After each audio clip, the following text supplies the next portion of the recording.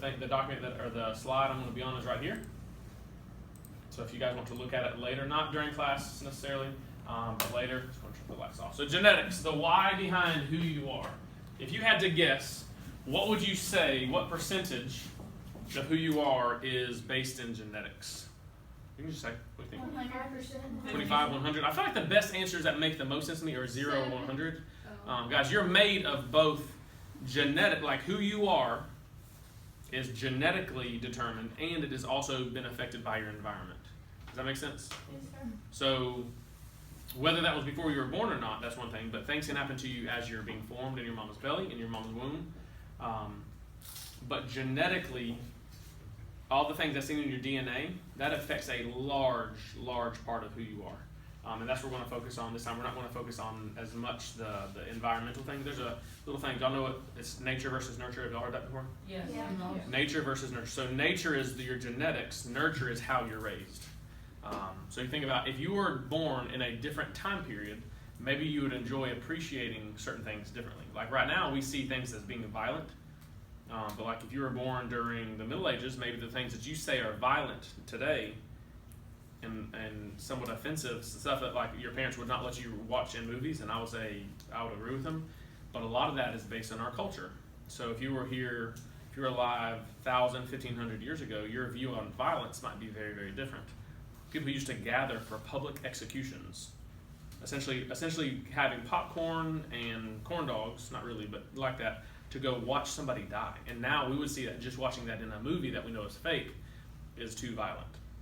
So a lot of who we are is determined by our background, by our, the word they used was nurture, how we were raised, how our culture raises us, how our parents raise us.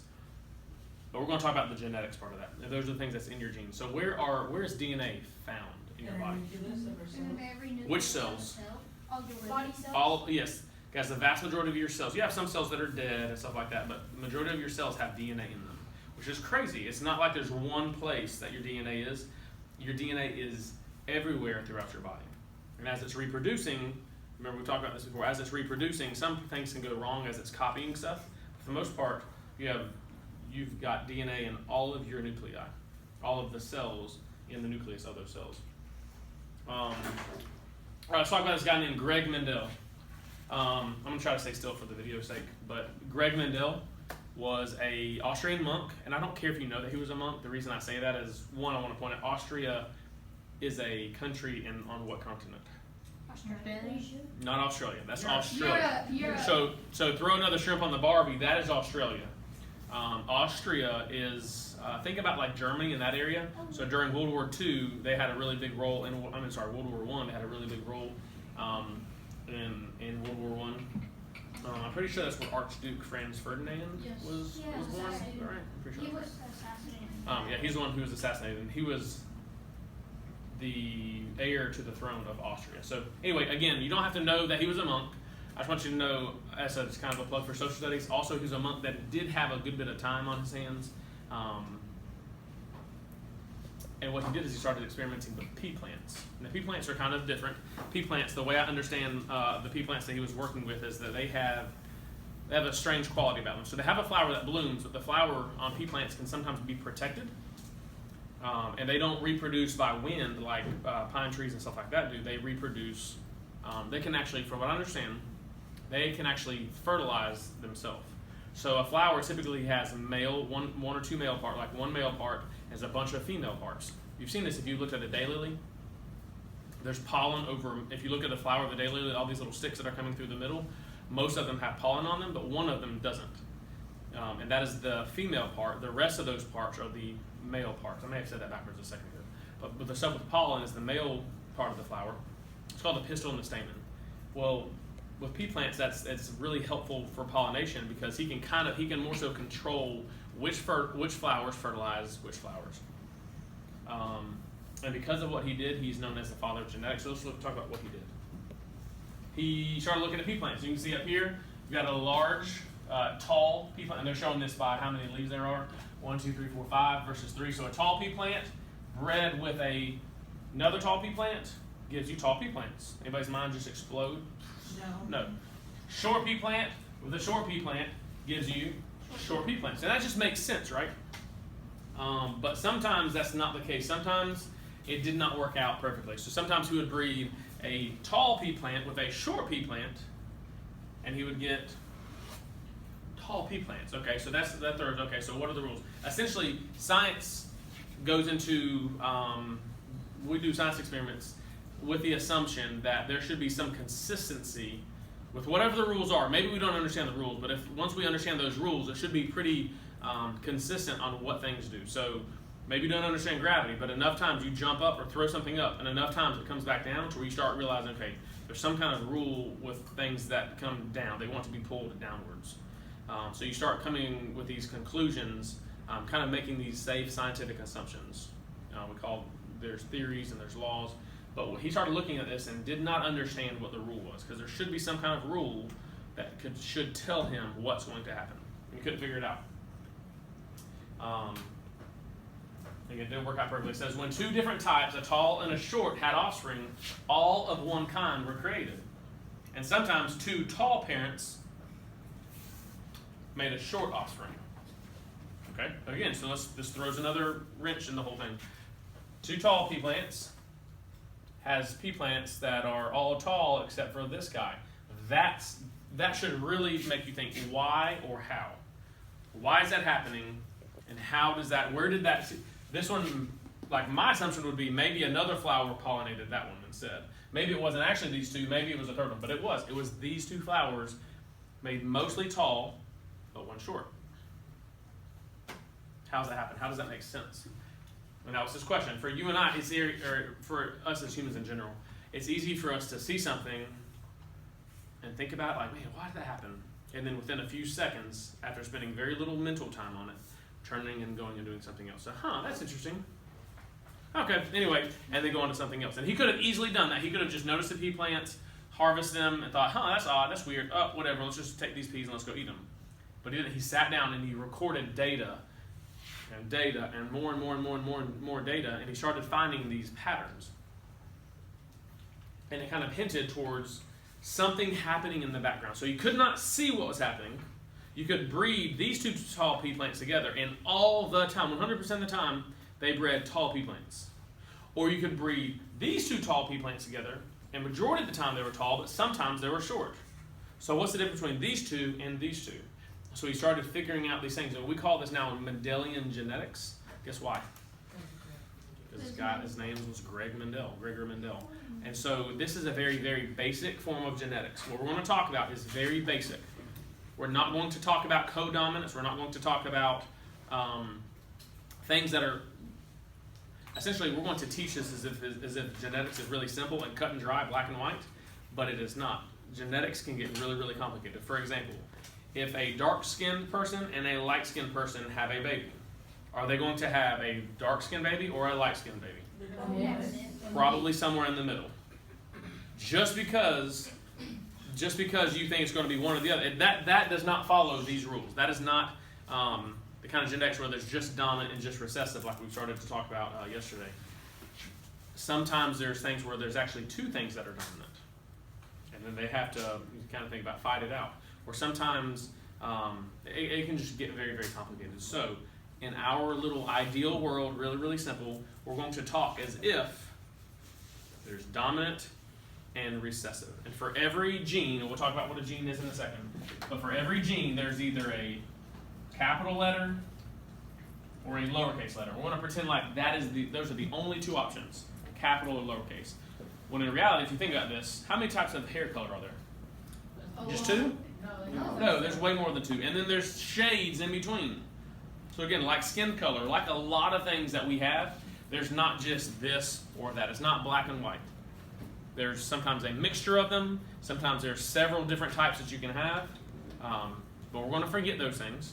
And we're going to stay in here in this little really very make-believe ideal world where it's just dominant or recessive. Do you understand? So as you get older and you start learning more about this in high school or in college, then you're going to learn more, and you're going to say, Mr. Hurley didn't teach me that. I realize that. We're just doing a survey. Like we're at a satellite level looking at stuff, and we can see an entire country. We're not zooming into your neighborhood to see details. We're just kind of going, generally, this is how these rules tend to work. based on Greg Mendel's stuff. So, in just a second, I'm going to have you take notes on what Greg Mendel did. You know what? Let's go through this all, and then we'll double back, and if you need to take notes, you can. So I just want you to listen, have a discussion for the times we can have a discussion, and then we'll go back and take notes. Honestly, just for the video's sake, so you guys, and you can watch this later. So all these traits, let's read it. It says, traits are determined by genes. Genes are the factors that determine a trait. If you'll read those two sentences, those are just, flipped backwards. The genes are a small section of DNA. So a gene is a small section of DNA. So let's start drawing. Look right here. This, does anybody know what shape this is? A squiggle. A squiggle? Okay. It's actually a helix, and if you put another one going with it, it's a double helix. Let's see if I can do that again. We'll do that in a second. What thing are we going to talk about that is in a double helix? DNA. DNA. Who remembers what DNA stands for?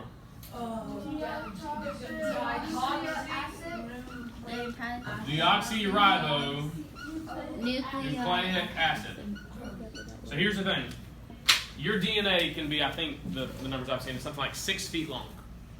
Guys, which is incredible, mind-blowing, because your cells are microscopic, you can't even see them, and your cells have a nucleus, which is a larger organelle in the cell, but it's still smaller than the cell, and then inside of that, our DNA is DNA. So our DNA is 6 feet long, and it's in almost every single one of your cells in your body. So you have trillions and trillions and trillions times 6 feet long, and you have that in your body. It's crazy. So DNA is made of these things called base. I'm going to write this small. Base pairs. These little things are, do you remember what the letters are? Do you remember seeing these? A's and T's and G's and C's. These are called base pairs, and they're with each other. So A's and T's and G's and C's. You'll see this like on the poster in the back there. You'll see these look like this. That's an A and a T. Maybe a G and a C. We'll just write it like this, same thing. And this is, should say there. You'll see that? So then, can the A go with the C? No, the way that they work. Now, if you go Miss Frizzle on this cell and you zoom in, you're not going to see little C's and A's and T's and G's. You're not going to see that. You're going to see atoms, these spherical shapes that are doing some crazy stuff that are connected together with these invisible forces. That's what you're going to see. But we're going to pretend like if we went Miss Frizzle on this, we would see A's and T's, adenine, thymine, guanine, and cytosine. Is that G? That sounds weird for me. All these are called, what are these called? Base pairs. Now, if you'll look, there's a poster over there, and you can't read it right now, but it says Human Genome Landmarks. On that, there is a list of all of your 23 pairs of chromosomes, and there's a list on every one of those chromosomes of a series of diseases or disorders or problems that can go wrong that are based on things that are in that chromosome. So if you look at number 1, it might say some kind of thyroid problem. Or on chromosome number 2, and you can see the words. Can y'all see the words? They look like lines. They're really tiny words. But you can go over there in your free time or when you're coming in or leaving or something. You can look at those words. And it is showing different problems that can happen in our bodies, and it's based on that chromosome, which is just so weird. So in one of the chromosomes that's in your body, it can cause massive, massive problems to go on in the rest of your body. But those base pairs, there could be, on one of those, I think on number 1, let's just say there's 150 million base pairs. 150 million of these steps to the ladder that is spinning up. 150 million, and that's one of your chromosomes. You have 23 other pairs of chromosomes.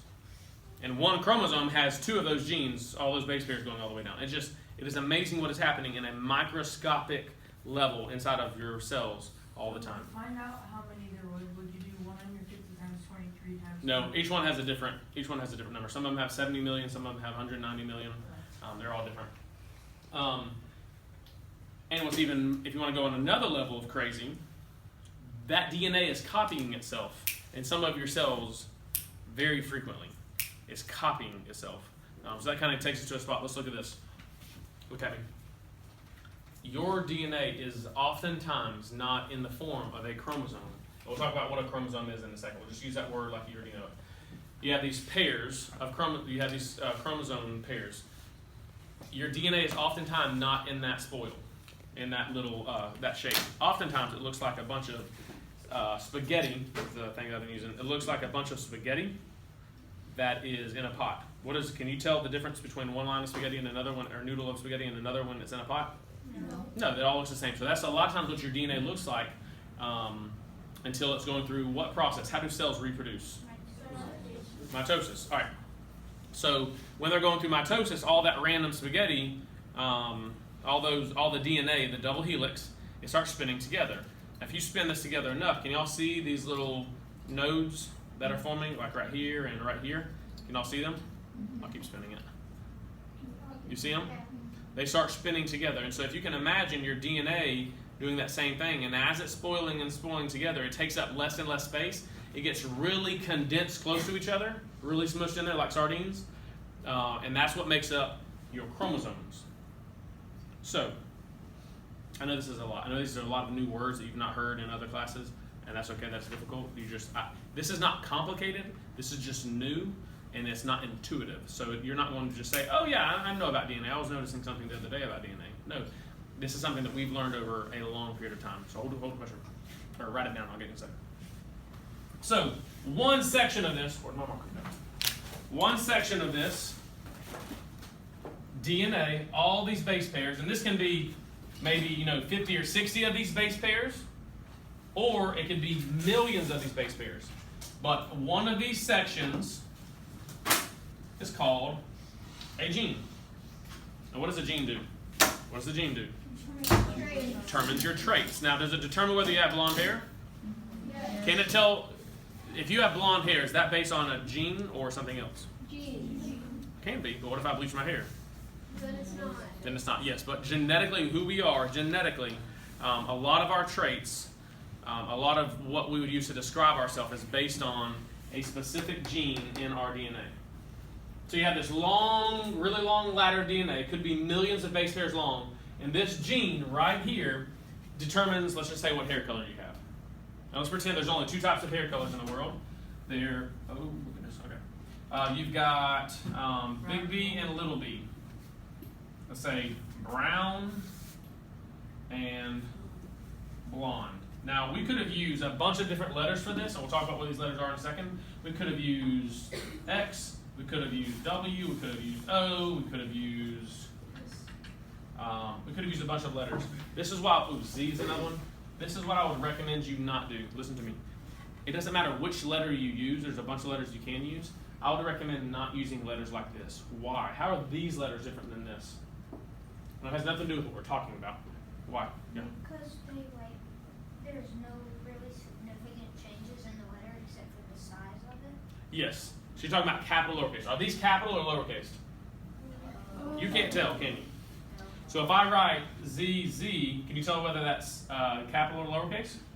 Nope. If I write BB, can you tell if that's capital or lowercase?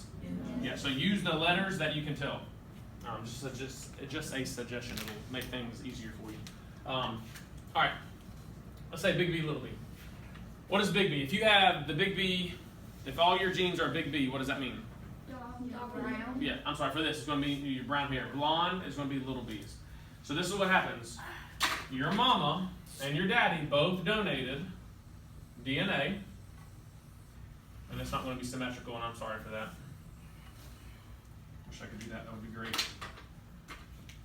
But your mom and your dad both donated DNA.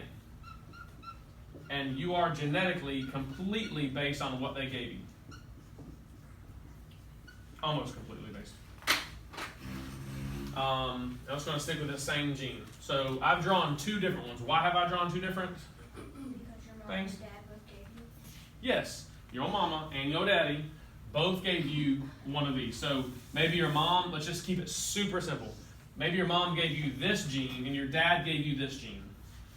If that's the case, let's say your mom gave you the gene for, what do y'all want to do? Which one? Capital Big B. Say she gave you the gene for big B. This is going to be big B. This is going to be little b. All right, so if that's the case, your dad gave you a capital, the dominant gene, your mom gave you recessive. The way that I like to understand dominant and recessive is by this. Dominant is as if somebody's yelling at you. It's the louder of the two. Recessive is like somebody whispering to you. So if one of you came over here and was whispering directions or just talking normal, and I said, I'd like you to turn to page 52, and I'm yelling the whole class period. I'm not stopping talking the whole class period. And your classmate is over here, not stopping the entire time, continuing to whisper. When is the only, what are you going to hear? What are you going to hear first? You. Me. Are you going to hear them? No. It's as if they're not there. When is the only time you're going to hear them? When you stop But I'm telling you, I'm not stopping. What did you say? Somebody else said it. When you be quiet. If you're not there. When you're not there. If you're not there. So if I'm not here, that's when you'll hear them. And it's the same way that the dominant and recessive genes work. So if the big B is here, you're going to see the big B. If the big B is not here, and this is a little b, then that's what you're going to see.